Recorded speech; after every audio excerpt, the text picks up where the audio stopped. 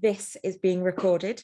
My name's Genelle Aldred and I'm the Deputy Chair of Women in Journalism, and we are really excited to kick off Language Matters. So Language Matters is one of our new initiatives to resource all newsrooms around different topics. Some of them are taboo, some of them just not well known enough about, that will help us with our reporting. Now, Widge, Women in Journalism, we see ourselves as a friend of the industry. We still have many members and our co-chairs and chairs in industry. And what we want to do is just to be that support to really help people to think about some of the different subject matters around language, how we report, how we frame things, the context we use, using some nuance and really thinking about difference.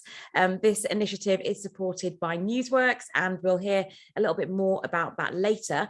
But first of all, what I wanted to do is to introduce my co-host for today for Language Matters Disability, and it's Rachel Charlton-Dailey. She's the founder and editor-in-chief of The Unwritten, and that's an independent publication that allows disabled people to tell their own authentic stories. She's also a freelance journalist specialising in health and disability, and she's also the current recipient of the Women in Journalism Georgina Henry Award for Digital Innovation. So thank you so much for joining us today, Rachel. Hi everyone, thank you for having us, Genelle. Brilliant. And there's no obligation to keep your cameras on if you don't want to keep them on at all. And also, if everyone could please mute themselves if you're not participating. There will be a Q&A later on in the session, so there will be time to ask questions. So we'll go through the presentation and we'll talk about a few of the subject matters.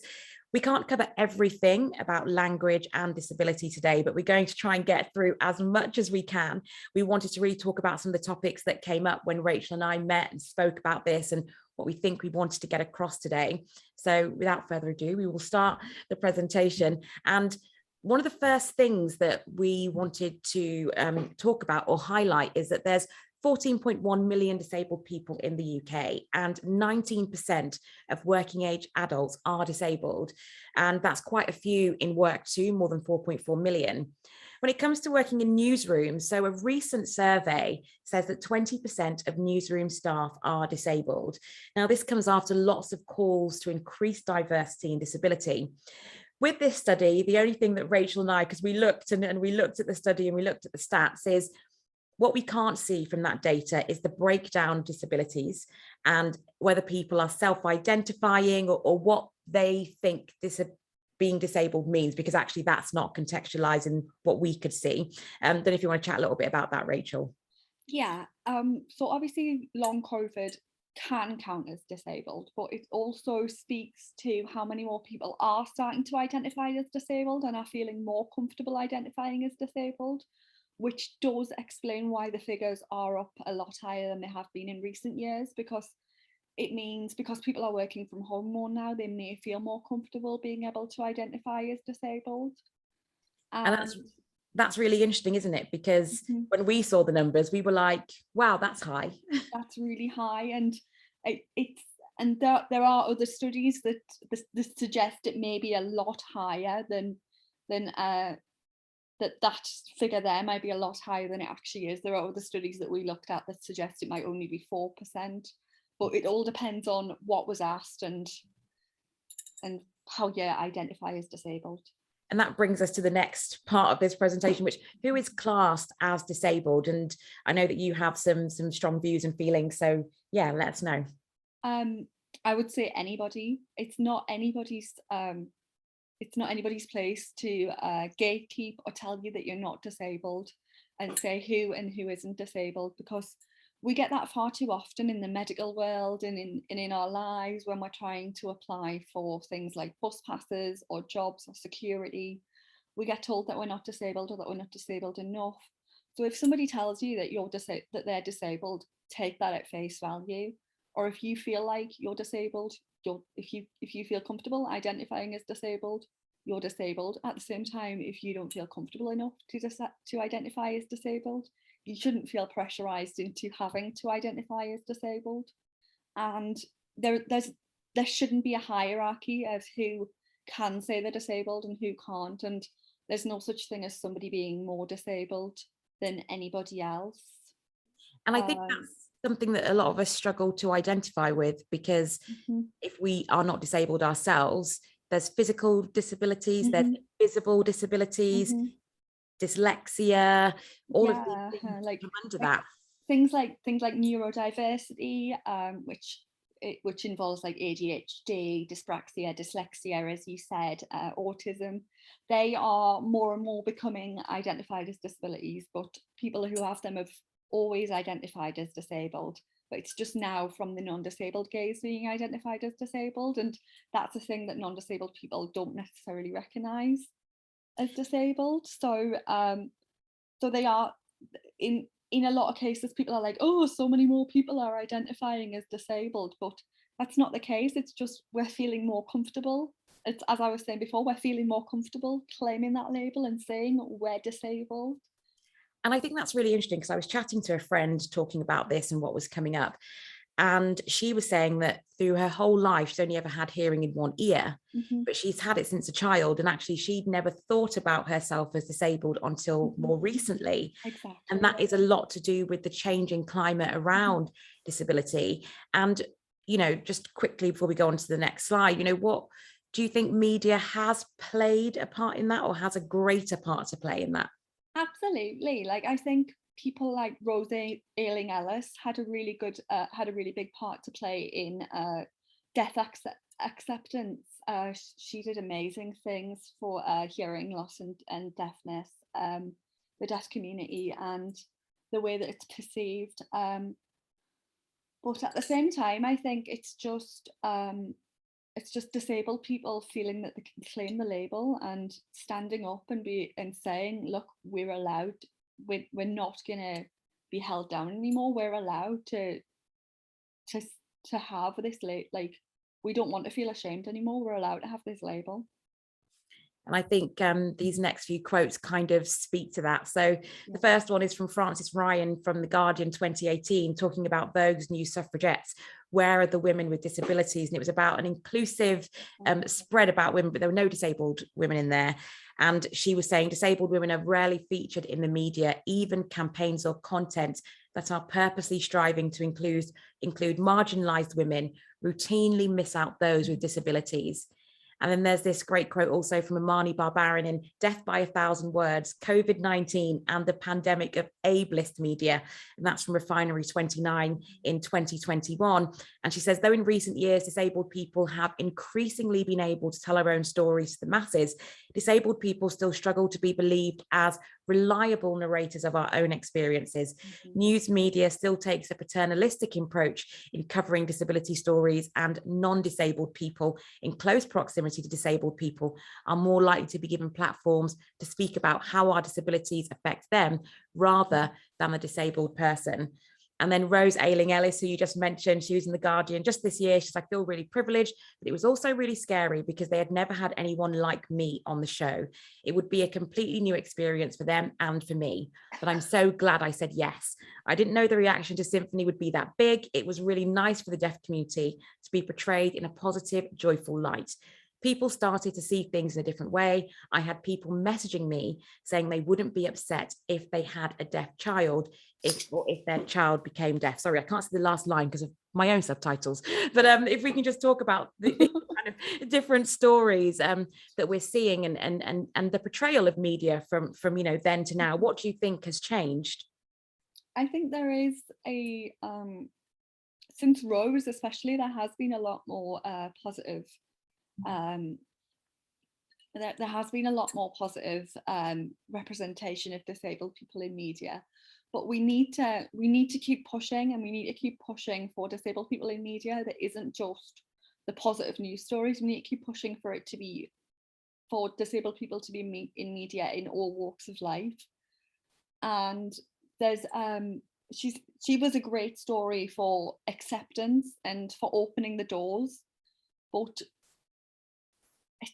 it's not enough, you know. She's an exception, isn't she? Because she's a celebrity. Yeah, and she's a celebrity. She already had the platform. She was already in the media. She was already in EastEnders. You know, it's not like she wasn't already out there.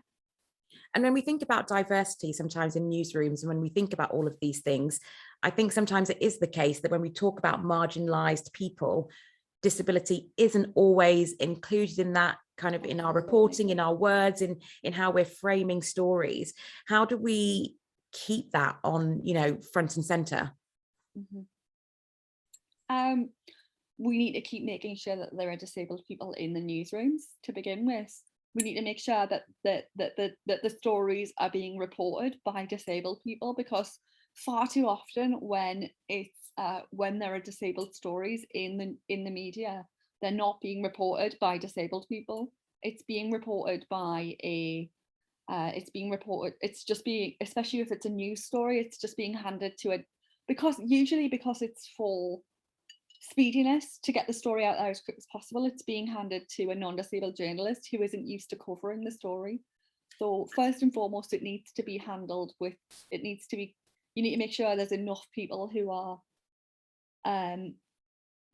are used to covering the stories, but also there needs to be people who are used to the language and people who are comfortable with the language, who aren't going to just pussyfoot around it. And I think that's something, and coming from a marginalized community myself, I understand what you mean when you see a story and you can immediately tell. Yeah, you can just tell, you can community has written this, because when the person who has covered the story hasn't got a clue what they're writing about. Yeah, sorry, yeah, no, that's just what I was saying. No, you can read between the lines that it's not the language used, the way the language is used, the turn of phrase. And I think this is why language matters so much, because to maybe someone like me, I might read it and I will think, oh, that reads okay. But to the actual community you're trying to read, yeah, you need to make sure that it's covered by disabled people. Like, it's great having non-disabled writers who feel comfortable writing about disability, but at the end of the day, they don't have the lived experience, and the lived experience makes all of the difference. Just like being able to go, oh no, this isn't something that we would be comfortable with you writing. Like even things as little as people with a disability. We hate the term people with a disability, and that's always when you can tell that a non-disabled person has written it. No, it's like it sounds really crass to say it, but you wouldn't say a person with blackness. Yeah, you wouldn't, exactly, because we're a Black person. And all of this language and all of this nuance and context leads to 1 in 3 disabled people feeling there's a lot of disability prejudice, and people thinking that we see disabled people as being less productive than non-disabled people, and just that there's a lot of prejudice, and that parents of disabled children feel very judged by members of the public. Some of the stories that we see, or that we often see around disability, are often around disability fraud. So that's something that was a big thing. It's a big thing that the government pushed in, with the changes in disability benefits and trying to get people done for disability fraud when they brought in austerity and trying to kick people off benefits. But then it's a big thing that the tabloids ran with the whole shopping your neighbours and all of that stuff, and offering rewards for shopping in your neighbours. It was that sort of headline that they did a few years ago, and it was awful. And it was things like taking pictures of people who were getting out of their wheelchairs to pick things up. And how do you think that we could have done things, or the media could have done things slightly differently with the headlines, with the way we're reporting? Well, not run those stories in the first place. Those stories never should have been run. When disability benefits started being cut, considering that a lot of people who read those sort of papers are on benefits, they should have been focusing on the fact that people were going to be losing their benefits. They should have been focusing on the fact that people were going to be suffering, not turning people against each other. They never should have worked on turning people against each other. And it speaks a lot to the owners of the papers, like, not wanting to get anybody in trouble, but it speaks a lot to the agendas of the people in charge, I think. And I think it's really interesting point that actually the stories could have been turned more into benefits are being cut, austerity, and that sympathy that's often there. So there's a lot of sympathy at the moment for it could have been sympathy without it being trauma. whereas this was used trauma purely for clicks. Okay. Sorry, you're going to go on to that now. I know you are. Yeah, so we wanted to look at some of the stereotypes, and this was something that was written in 1992 about disabling imagery and the media. And these are some of the stereotypes that came up. And I know in news, we don't always see it in this kind of really direct way. This is a general look at the media. But since 1992, we're now in 2022. What do you think has changed, and what do you think could we still do better at in terms of the language that we're using? I mean, I don't think we're seen as sinister and evil anymore. That's the one thing that we're not seen as anymore, I don't think. But we're definitely still seen as we're still seen as pitiful a lot.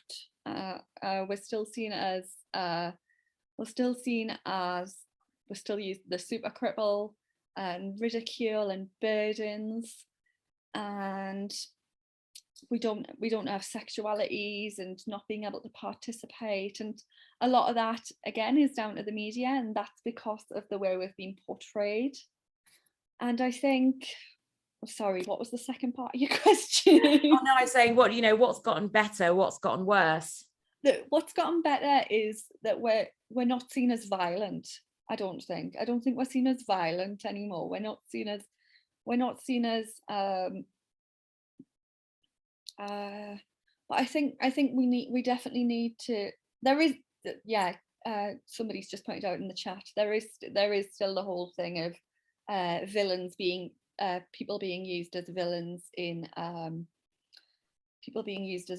films and stuff.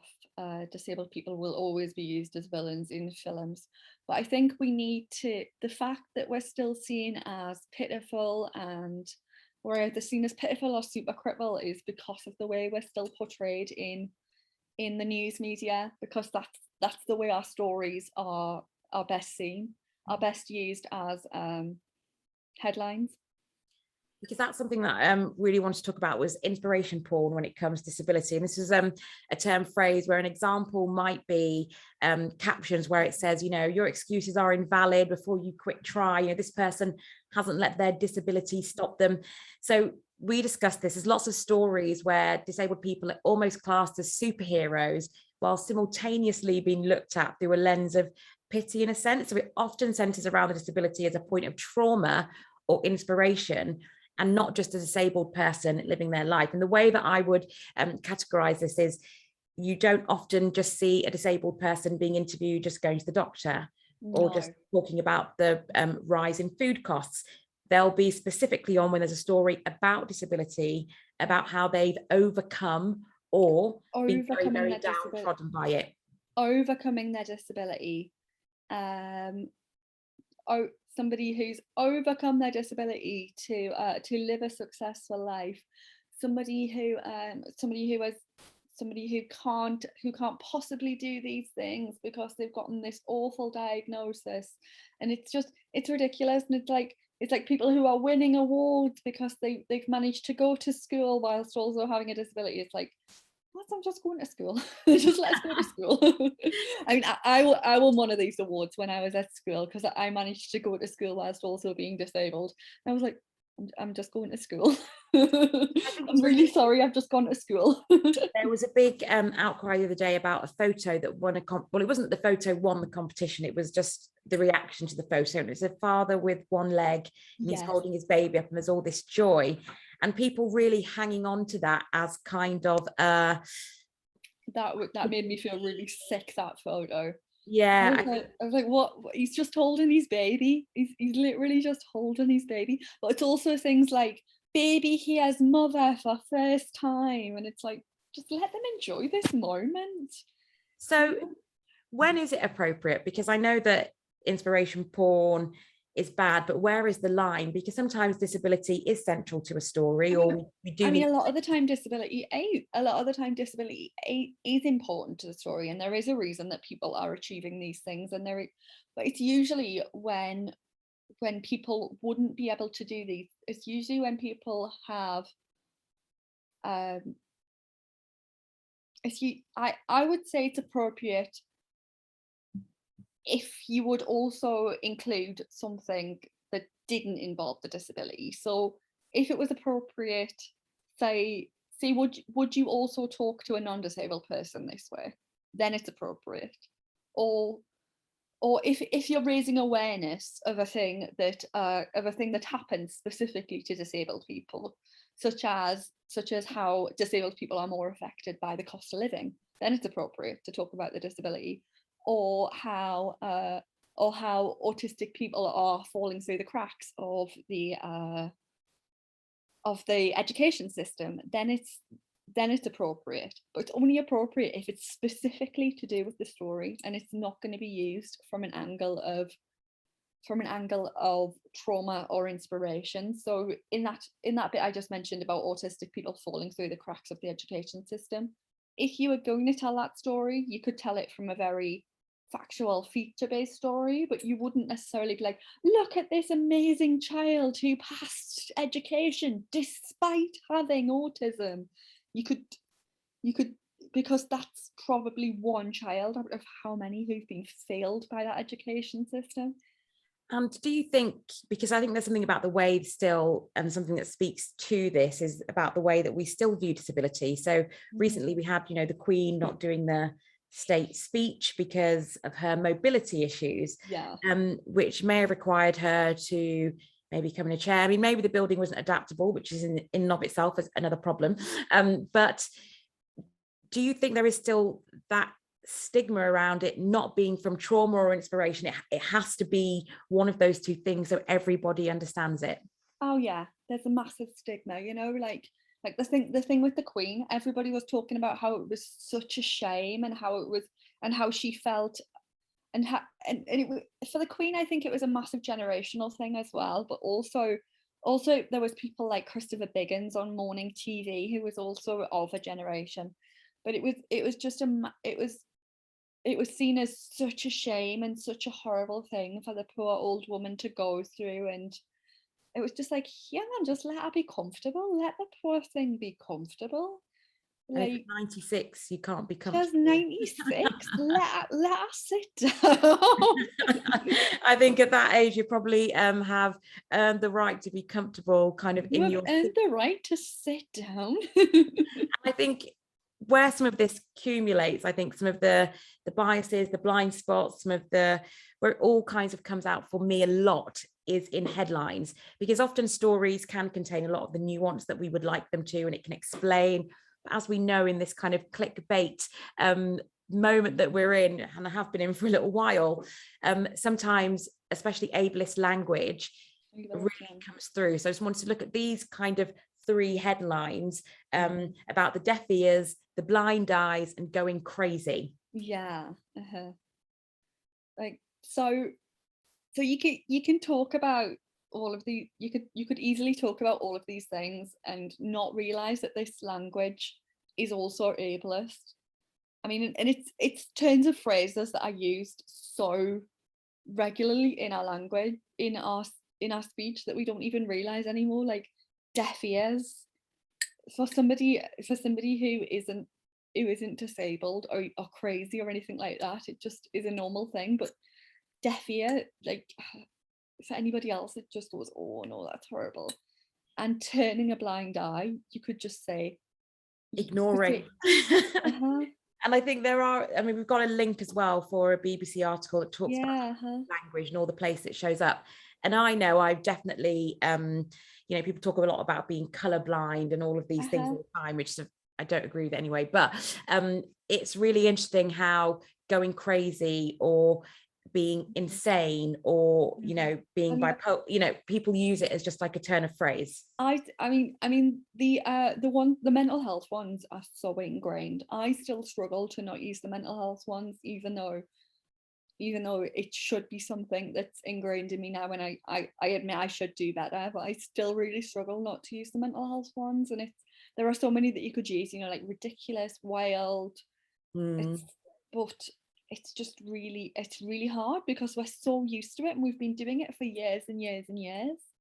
And it is about a bit of a shift in terms of using language differently. It's trying to shift your language. So for using headlines, it really is about a cultural shift in terms of we think the easiest thing, everyone knows what it means to turn a blind eye. Everyone knows what we're saying when it says we go crazy, but it is about thinking, what is the other language that we could substitute it for, which would mean exactly the same thing, but wouldn't be ableist. Now, I had a really interesting chat with an Uber driver today, because we got talking about this and talking about the fact I was doing this today. And he was saying, well, are you just creating a problem where there's no problem? Some people aren't offended by it. How does that work? Because as I was saying to you today, I found an article today, and I'm not sure if it was written by someone who was disabled or is an ally. And they were saying, they didn't like disabled people. They like people with disabilities. How, what should we be thinking about this if we are not disabled in terms of like using language? Ask the people who you're interviewing. Ask the people who you're talking to. Ask them which language they prefer, and use that language. If in doubt, if you think something is going to offend, don't use it, because why would you want to risk offending? And if you're going to be of the opinion of, oh, why should I not use a language? Why should I not use something if somebody's going to get offended? You probably shouldn't be writing it, because why is that an opinion you should be having? That's not a good opinion to be having. I mean, one of the things that I think is very interesting is sometimes it's people's own lack of exposure to something and therefore lack of comfortability around words. So I know there are some people who will use everything to describe a person besides black. The girl with the red lipstick, the girl with the fringe, they'll say everything that they just find the word, there's a black girl over there. Yeah. And I think disability, use the terms that are used, there's nothing wrong with the word disabled. Do not say different. We are not differently abled. We are not special. We are not. I mean, don't ever use the word differently abled to describe me, because I am not different. I mean, I'm different in a lot of ways, but my disability is not different. So when you're interviewing someone, I think the interesting thing for a journalist that you might come up against is someone might say, for instance, actually, I feel more comfortable being called a person with a disability. And we talked earlier about different things, like if you have diabetes, you might say you have diabetes rather than a diabetes person, or so diabetic person. How do we get that balance in terms of when you're then reporting it, this is what someone has said to you that they would prefer to be used? I would say, I would include it. I would say so-and-so has diabetes. This is the term they prefer. Or say this is how she identifies. She identifies as a person with. Yeah, because I think that's sometimes the interesting conundrum that people face. Someone, like you say, we have different generations that might be interviewed, and different generations call themselves different things. Yeah. And I think sometimes when you're in the press, there can be this fear. Very much a generational thing a lot of the times. Like the thing with the Queen, she has this whole thing of, like, I've heard she has this whole thing of fear. And it's really good. Caroline has just pointed out as in the chat, she's my deputy editor at The Unwritten. We have a section of editor's notes on The Unwritten that you can look at. And I do recommend this on other sites as well, that how people for people to refer to use for self-identifying terms, and what you should ask people about how they identify as well. And I think it's just interesting because sometimes in newsrooms, there isn't that chance for that space. Sometimes if you're doing a broadcast piece, there's not always the ability to give that nuance, but by saying this person identifies as, because what people don't want is for everyone to say, I can't believe they use this term's so outdated. But actually, if they talk about how someone is referring to themselves and identifying themselves and identifying within that group, I think that helps people to feel a little less afraid of making a big mistake. So Kerry said, always ask what a person's preferences in self-identifying. I identify as simply deaf/disabled. If with deaf people, I say I'm deaf.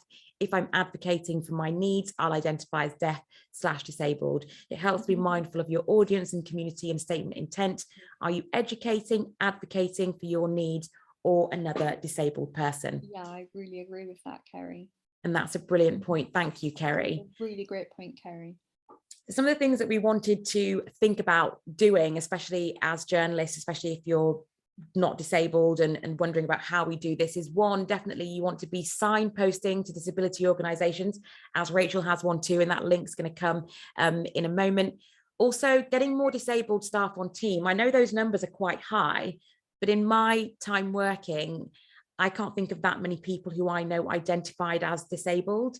So how do we make it easier for staff, especially in remote working, to maybe not be in the newsroom all the time? And how do we do that? How do we think about substituting ableist language, especially in headlines where we want to make it snappy? How can we look at the lens through which we tell stories? Is it a trauma or inspiration kind of porn story? And what is our own personal lens? What do we understand about disability? Are we embellishing inspiration? Are we being pitiful? Does it have to have a successful ending? How can we acknowledge barriers on disabled people's terms? We can allow people to read or see their stories. That is unusual for journalists, but it will ensure some accuracy in terms of how they would like to be portrayed, because I think that's an ethical way to tell stories, is around accuracy. Use modern terms and check what they are, even if they make you feel uncomfortable. As we said, you can call someone a disabled person. If you feel uncomfortable, that is our own uncomfortability that we need to kind of take on and not put that on the person and not identify them as they wish. And also check how a disabled person self-identifies and use terms people use in their own communities. What do you think about that list? I think that's a great list. Yeah, absolutely. I really agree, especially with the using modern terms, because a lot of people still use outdated terms and they don't necessarily know the modern terms. It's all about learning the modern terms as well. And I'm sure this applies to you with race terms as well. Like people try their best, you know, not everybody's out to offend, everybody's trying their best. It's about learning. And being open to being corrected, I think, is the other thing. That when someone says, actually, this is how I identify, you don't say, it's about being, like, I went on this webinar and Rachel said that you can say this. Actually, it's about listening to that person. Yeah, it's about being okay with being corrected. Don't accept that you know everything. Literally, if somebody corrects you, go, okay, I'll use this. Yeah, that's fine.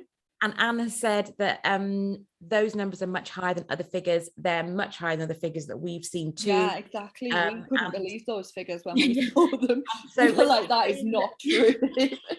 either about the representation of who answered that questionnaire, or it could be something to do with how people are identifying, because it could have been everything from neurodiversity to physical disability. So because we're not sure about the breakdown of numbers, there was no breakdown. There was literally, are you disabled or are you not disabled? We haven't got a clue what was in it.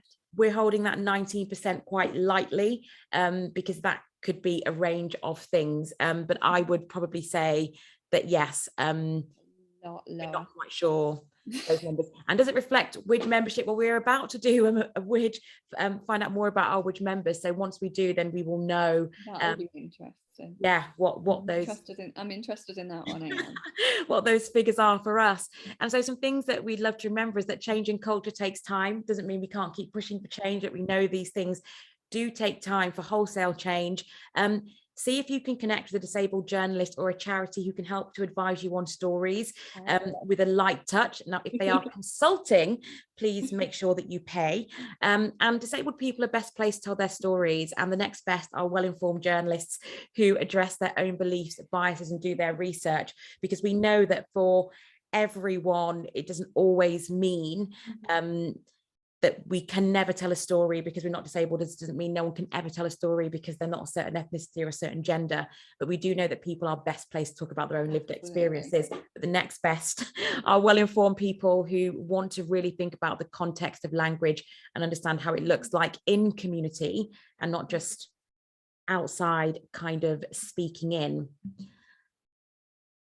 So there are going to be some links in the chat box for Rachel, myself, The Unwritten, Women in Journalism, and also Newsworks. We're going to have a bit of a Q&A in a session, Q&A in a moment. So if you do have any questions, please can you put them in the chat? I'm sure they'll be more directed at Rachel than at me, and that is entirely appropriate. So please put any questions that you have in the chat box. Just wanted to let you know about a couple of Widge events that are coming up soon. We've got Exploring the Invisible Contract between the Palace and the Press. That's going to be very, very interesting, whether you are whether you are into the monarchy or not, but exploring the invisible contract. One of our deputy chairs, Kate Manzi, Royal Editor at the Mail, she's going to be chairing that. And then my good self and Kate Moss, Dorothy Coomson, and also Mary Ann Sieghart are doing something at Hay Festival. Is the publishing sector gender biased? We're talking about who holds the power in publishing, so that should be interesting. And our wonderful sponsors for this event and for future Language Matters Newsworks are doing a festival of news at the British Library on the 9th of June. Our chair Alison is speaking on one of the panels. It's going to be a really, really amazing session and day, actually, because they've got brilliant guests, too many guests to name, but that link will also be in the chat box too. And our Lex Language Matters, which we don't have a date for yet, will be around ethnicity. So it's a workshops for journalists reporting on race and ethnicity.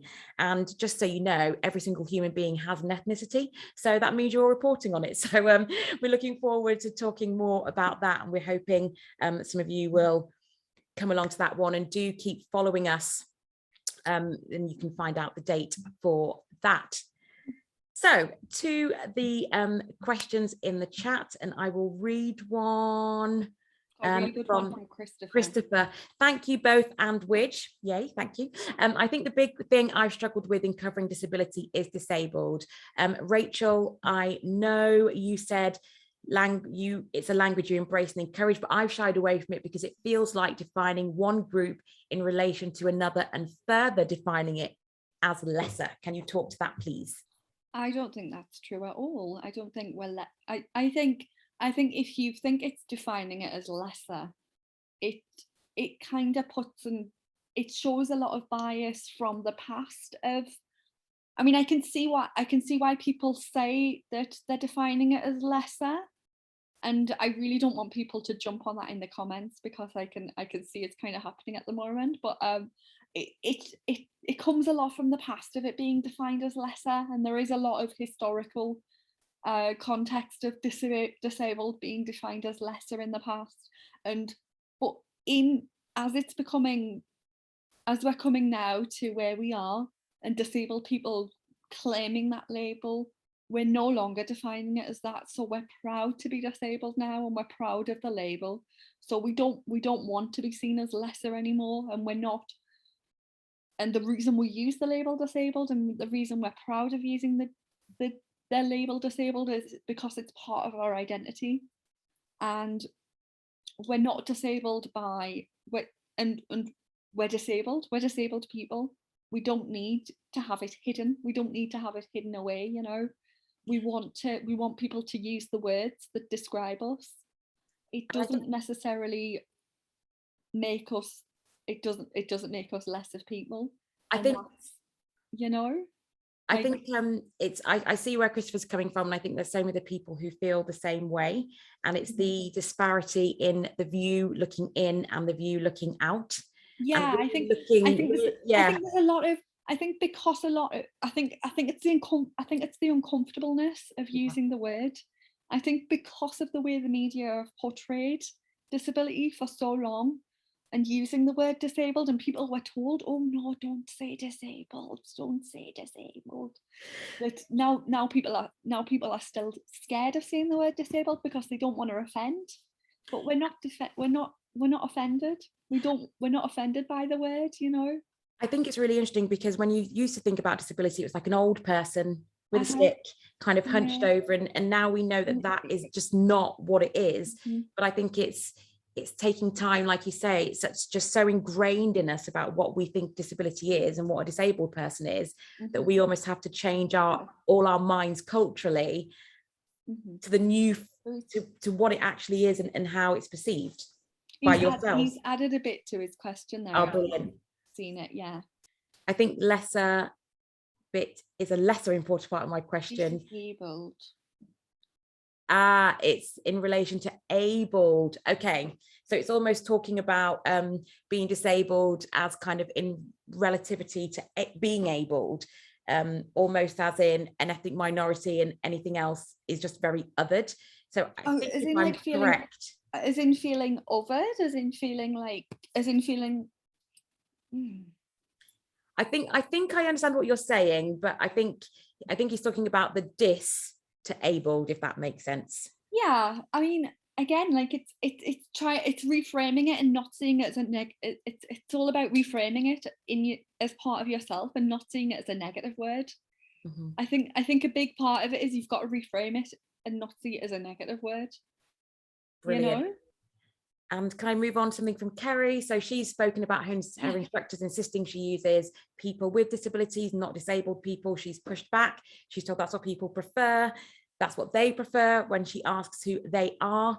And if it's data directly from disabled people, all she gets are red-faced evasions and shuffling of feet.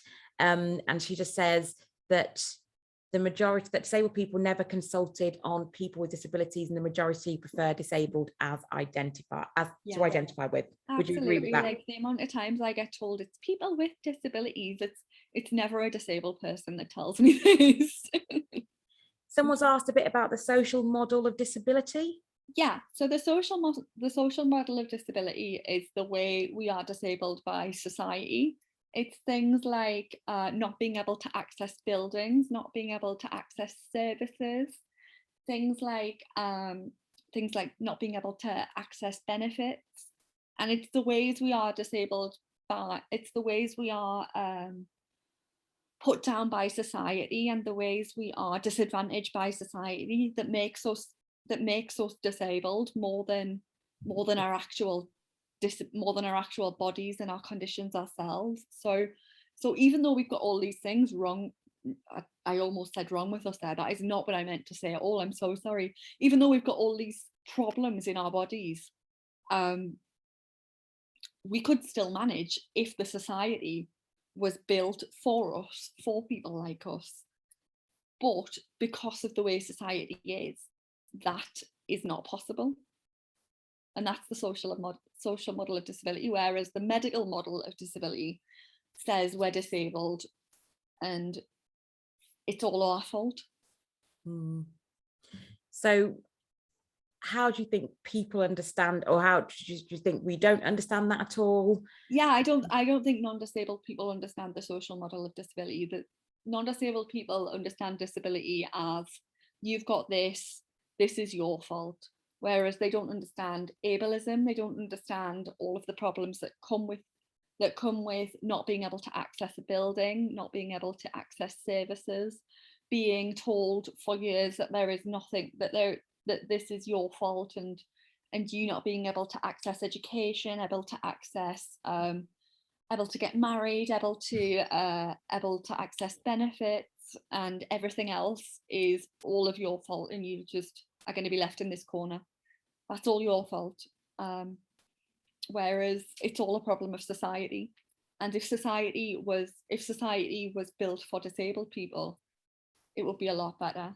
And non-disabled people don't see that as part of being disabled, when that is such a big problem that is built into being disabled as well. I'm going to take a bit of a shift here. Bronwyn says, can it be in your favour to disclose that you're a disabled person, or will that lead to being pigeonholed and only being given disabled stories to cover? Also, it would be great if there were more part-time opportunities. I really agree. Like, there should be. I mean, since the pandemic and working from home has become more of a thing. I mean, the newsrooms have started to shift, and working from home opportunities have really worked in disabled people's favours. But it's going back now, and where, like, I've noticed disabled journalists are really struggling to get work again. But I know a lot of disabled journalists who don't just cover disability; they cover other things as well. But yeah, I get pigeonholed a lot, but that's also because I love writing about disability. But the onus is on the editors as well. If you've got a disabled person in your newsroom, you shouldn't just be giving them the disabled stories to cover. I think it is when you're from a marginalised group, you do worry that if you start talking about it, you'll never ever stop. Katie Forbes said, I'm curious whether other disabled people touch on their disability in professional bios. Is it always relevant?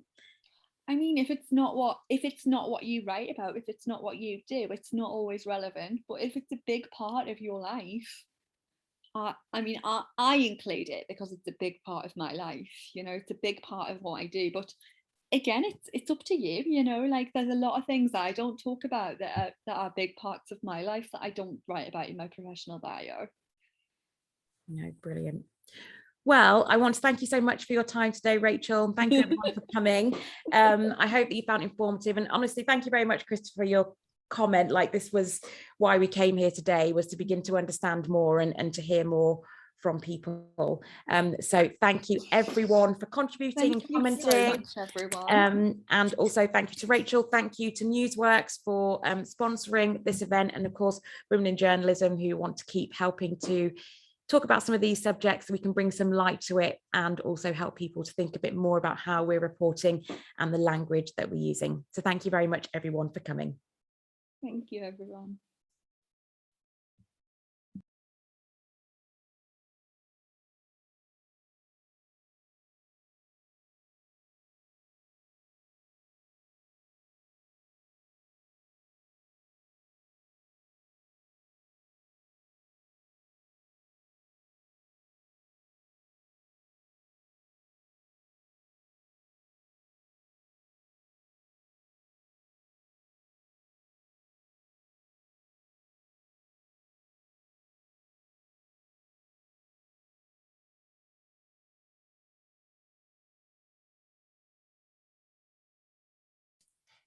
Could I, Genelle and Rachel, could I just be very cheeky and say hello, thank you and solidarity from NUJ Disabled Members Council. It's really good that you put on this talk, and I did love to work, we'd love to work with you, because you're doing, this is exactly what we're trying to do too. So solidarity and well wishes, and thank you, Anne. Thanks. And okay. thank you so much for your comments. That was oh, sorry, I was really, no, it's really great. It's really great to hear. Thank you, Genelle. It's really good. I'm not so, I'll try and find out more about women in journalism. I don't know so much about your organisation, but I'll try and find out. So thank you very much. Bye-bye. All right, bye.